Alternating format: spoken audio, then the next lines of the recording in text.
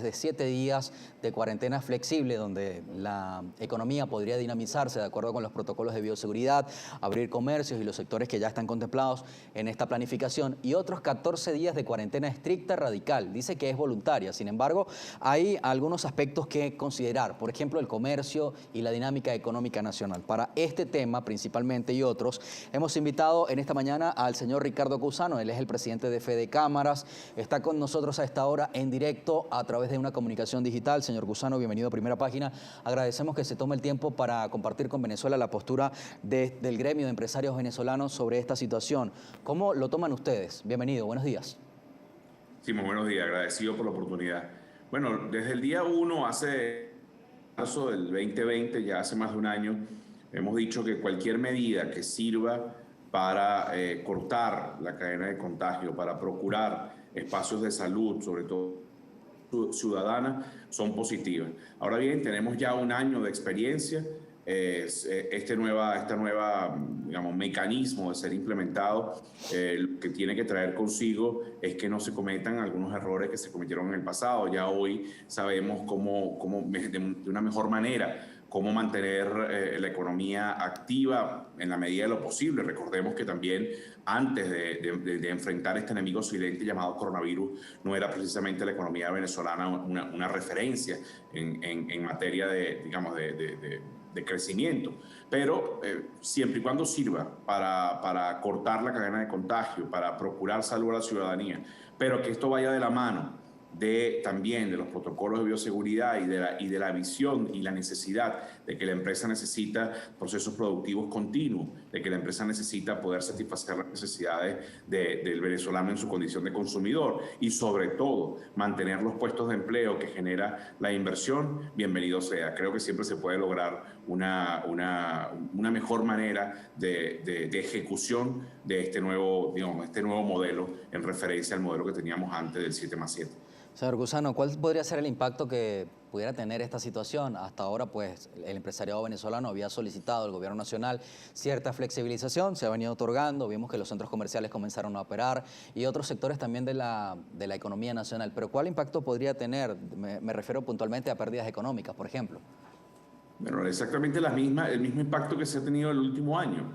Venezuela es un país que necesita trabajar 365 por 24 horas, pero tenemos una realidad, no es otros países del mundo que han tenido que diferenciar sus regiones por colores, en algunos momentos más estrictos que otros, las actividades ciudadanas fuera de casa, las actividades económicas de algunos rubros. Hemos visto que hay países donde ya, por ejemplo, los eventos públicos comienzan a ser una cotidianidad, no solo por el tema del entretenimiento, sino por el movimiento económico que genera, pero más importante aún, los puestos que sostienen. En fin,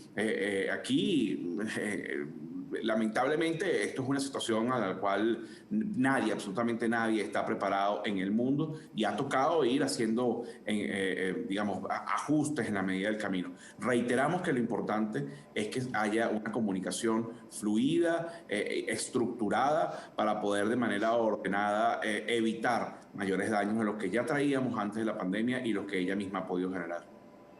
Fíjese, hay otro tema también interesante que tiene que ver con los trabajadores. Recientemente la Organización Internacional del Trabajo fallaba contra el gobierno del presidente Nicolás Maduro por incumplimiento de lo que consideran convenios laborales. Esta decisión indiscutiblemente no contempla ninguna sanción directa, ya que sabemos que la Organización Internacional del Trabajo no impone sanciones. Sin embargo, tiene una importante repercusión, por lo menos desde el punto de vista gremial de los trabajadores. ¿Cuál es su interpretación? Sí, de los trabajadores y los empresarios. En fin, esta decisión lo que mantiene es un llamado al diálogo social tripartito, que es lo que recomienda y recomendó la comisión de encuesta realizada como último nivel de proceso de sancionatorio, o sea, proceso de vigilancia, de control, no sancionatorio, de control. Tiene la OIT, tú bien lo expresabas en tu comentario inicial. Y al final, cualquier medida que se adopte, que lograr el cumplimiento de este diálogo social tripartito que permita que trabajadores de manera independiente, la representación legítima del empresariado y el Estado se sienten con referencial definido, con respeto a las posiciones de cada quien, a diseñar, a tributar en la mejor forma de darle soluciones a la realidad de la relación de empleo, a la realidad de los derechos de los trabajadores y a la realidad de la viabilidad de los empresarios en el marco del diálogo social tripartito. Obviamente, esto es una decisión que bueno, viene acompañada de algunos actos, algunas acciones que se deben tomar, como por ejemplo realizar un foro sobre el diálogo para funcionarios, empresas, sindicatos, y esto debe ser en mayo. Julio, el director general de la OIT debe informarle a la propia institución, a la OIT, cuáles fueron las medidas que se han adoptado. En fin, aquí lo que se busca, y es lamentable que tengamos que llegar a estas instancias, a estas discusiones, para lograr un diálogo social efectivo. Obviamente, en términos de un proceso, hay ganadores y vencidos, pero en términos de la realidad, al final todos estaremos vencidos con condiciones óptimas para poder obtener resultados tangibles y coherentes que nos demanda el momento que estamos viviendo. Y al final eso lo que significa es poder tener mejores salarios, poder tener mejores espacios de comunicación entre los actores que generan el hecho social del trabajo. Y esos mejores salarios tienen que ser cónsonos con la realidad del país, pero también tienen que ser viables para la empresa. Y eso solo se diseña, solo se dibuja, solo se logra con una discusión tripartita, abierta, de encuentro, donde además de manera constante se tengan objetivos definidos y sobre todo derechos y libertades de cada uno de los actores de la mesa. Fíjese, esta instancia de la Organización Internacional de Trabajo afirma en este documento que presentaron que en nuestro país, en Venezuela, no se vela por el cumplimiento de las normas internacionales del trabajo relativas a la libertad sindical, la protección del derecho de sindicación, lo que usted habla precisamente de la consulta tripartita, y los métodos para la fijación de salarios mínimos, que es del conocimiento público la realidad económica que atraviesa Venezuela. Sin embargo, desde su opinión, ¿cree que esto tenga resultados, considerando que el gobierno venezolano ha rechazado este llamado de atención, digamos, por parte de la Organización Internacional del Trabajo?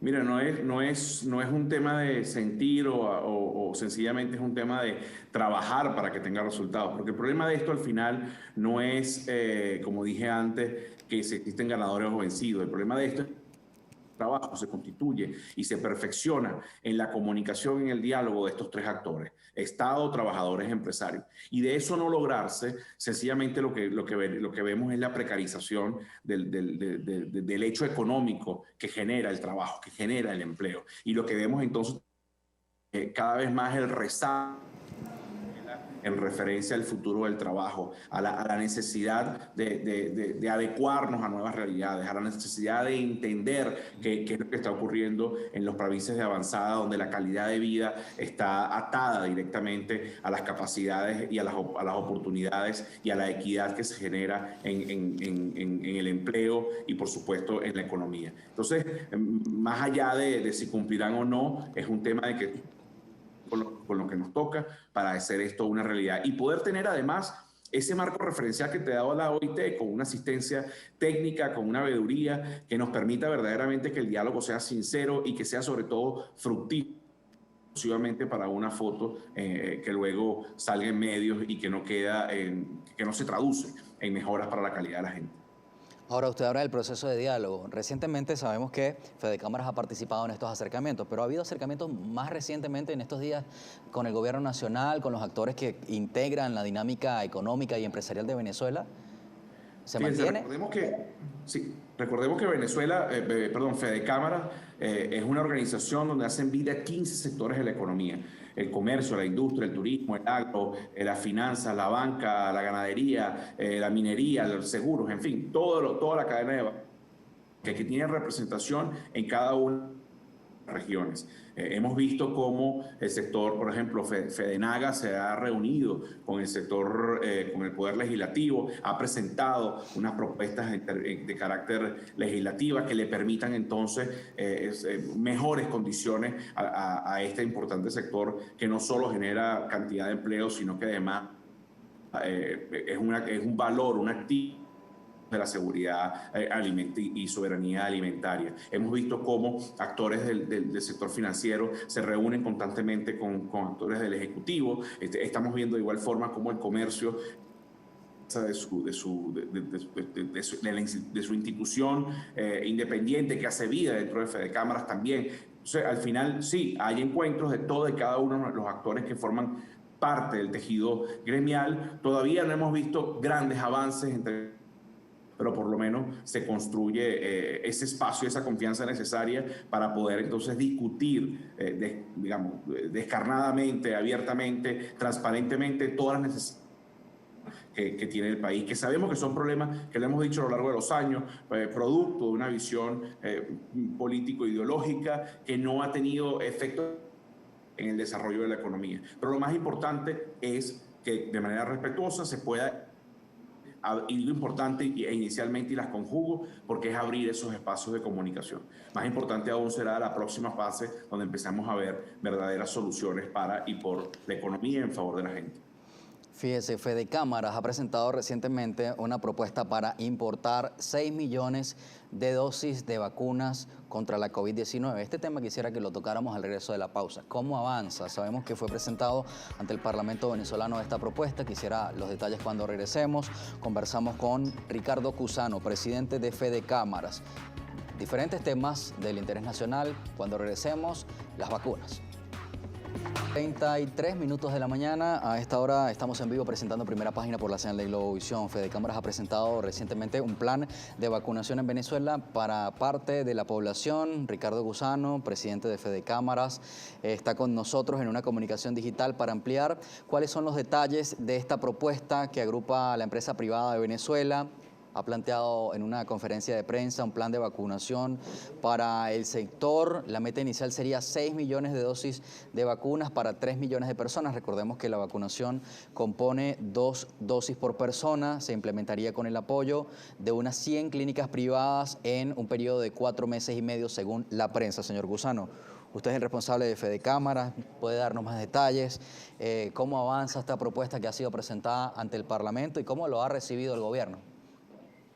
Sí, a ver, sabemos la crisis que estamos atravesando en el marco de esta pandemia y obviamente el Estado, el ejercicio de funciones de Estado son quienes la responsabilidad, pero obviamente en un momento tan crítico es importante que todos tributemos, que todos apoyemos y por eso hemos hecho un planteamiento de un proyecto desarrollado en 3 dimensiones: institucional, técnico-sanitaria y por supuesto financiera, de manera del sector privado poder aportar en esa visión y en esa misión y objetivo final que es la famosa inmunidad de los venezolanos, lo que llaman la inmunidad de rebaño. Y desde ese punto de vista hemos planteado la posibilidad de poder que se pudiese permisar y de la mano con las autoridades sanitarias poder implementar un programa de vacunación para mínimo 3 millones de personas, máximo 6 millones de personas, dependiendo las vacunas permisadas, si fuesen monodosis o doble dosis.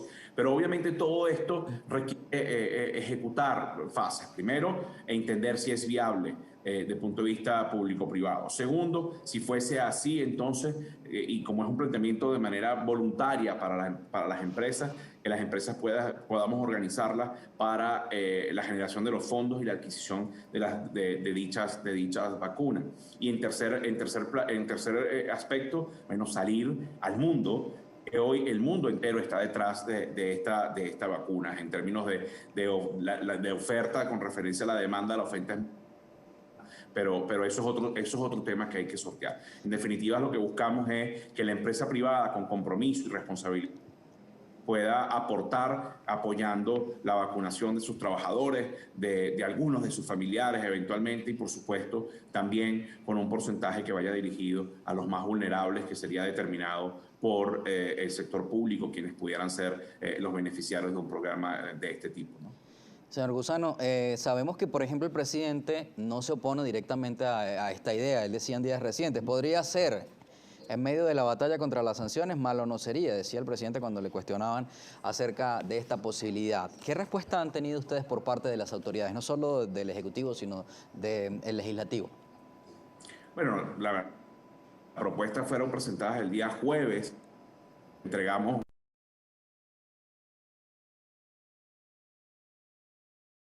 puede ser viable, puede ser, obviamente esto hay que afinar muchísimos detalles. Una cosa, por eso cuando hablábamos de las tres dimensiones del proyecto institucional, técnico, sanitario y financiero, hemos buscado actores que generen la confianza, la garantía, la sabiduría para que esto pueda ser viable. Como ya lo dijimos antes, complementando un plan nacional del sector público, esperemos un plan que genere los acuerdos políticos tan necesarios que hace falta en Venezuela y, por supuesto, el planteamiento del sector privado. Todavía, sin duda alguna, es prematuro para el análisis completo en términos de tiempo del sector oficial y esperaremos el momento para que se den las respuestas definitivas, si es viable o no, si en el camino el Estado consiguiera la posibilidad de tener las vacunas para todas las personas mayores de 18 años, que podamos vacunarnos, sencillamente el Estado, la empresa privada pondría a disposición sus capacidades para apoyar en ese. Y lo que buscamos es que de la manera más rápida posible los venezolanos podamos tener la vacuna para volver 365, 324 horas al día a nuestras actividades productivas que tanta demanda, tanta falta hacen para que la familia venezolana pueda recuperar calidad de vida, entre otras cosas. ¿Quiénes participaron en esta propuesta? Sabemos que ustedes presentaron un trabajo con meses de estudio y planificación, la red de epidemiólogos de Venezuela, las clínicas privadas. ¿Quiénes participaron y de qué manera? Porque, bueno, de allí la importancia también de que la capacidad profesional venezolana haga una propuesta como esta tan importante, ¿no? Sí. Estuvimos primero de la mano de una empresa que tiene Venezuela, que tiene capacidades técnicas para poder desarrollar un proyecto de este tipo. Fueron presentados también a la Academia de Medicina, que nosotros sentimos que la academia, junto con organizaciones como Médicos Unidos, pueden ser garantes, pueden perfeccionar con las autoridades sanitarias, que al final son quienes definen cualquier marco y parámetro de ejecución de un programa de este tipo, pueden ser perfectos veedores, técnicos, apoyos y sobre todo contralores de un proceso de este tipo. De igual forma, la parte financiera. Obviamente sería mucho más fácil con un crédito puente de un organismo multilateral que te permita salir económica a la adquisición, a la contratación de las vacunas, de todos los insumos que están alrededor, de la cadena de frío, posible a través de un crédito puente con un multilateral y que después los empresarios lo vayamos pagando a esa instancia. Hay que construir entonces los financieros que permitan entonces recibir los fondos de manera controlada, auditada, de manera transparente para quien aporte y para los beneficiarios y luego entonces la adquisición de las mismas.